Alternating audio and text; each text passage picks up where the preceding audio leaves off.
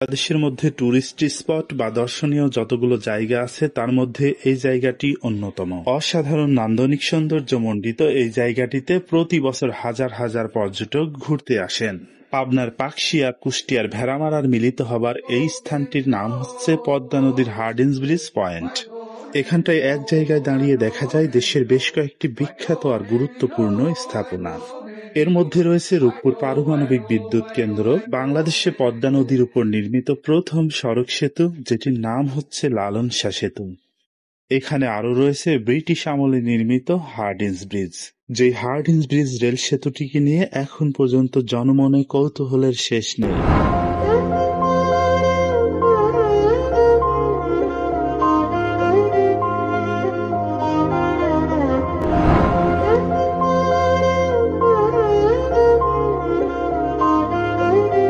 আগত দর্শনার্থীরা অবাক বিস্ময়ে তাকিয়ে দেখেন সেই শত বছরেরও আগে ব্রিটিশ সরকার নির্মাণ করে গেছেন, যাতে এখনো ট্রেন চলছে।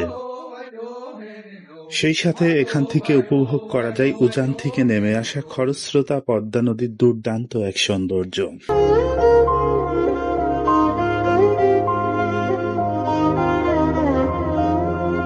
বিশেষ করে এই স্থানটিতেই সড়ক এবং রেলপথে বাংলাদেশের উত্তর এবং দক্ষিণাঞ্চল সংযুক্ত হয়েছে।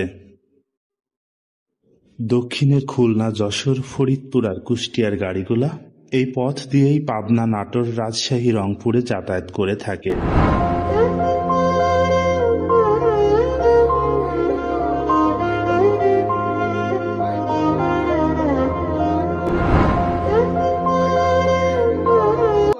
অপূর্ব সুন্দর পদ্মার পাড় ঘেঁষে এখানে গড়ে তোলা হচ্ছে বাংলাদেশের একমাত্র পারমাণবিক বিদ্যুৎ কেন্দ্র, রূপপুর পারমাণবিক বিদ্যুৎ কেন্দ্র। রূপপুর পারমাণবিক বিদ্যুৎ কেন্দ্রের এই চিত্রটি আমি প্রায় ৩০ কিলোমিটার দূর থেকে, অর্থাৎ কুষ্টিয়া সাইড থেকে ধারণ করেছি।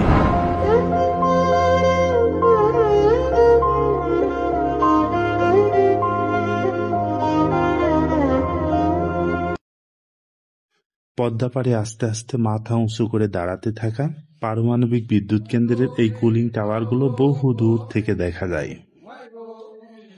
এখানকার এই দৃশ্য আরো ভালো লাগবে আপনি যখন লালন শাহ সেতুর উপরে উঠবেন। নীল আকাশের নিচে বিশাল দানব আকৃতির চিমনি। আপনি এমন সুন্দর দৃশ্য এখানে ছাড়া আর কোথাও দেখতে পাবেন না। আবহাওয়া যদি অনুকূলে থাকে তাহলে এখানে মেঘের সাথে এক অভূতপূর্ব দৃশ্যের অবতারণা হয়।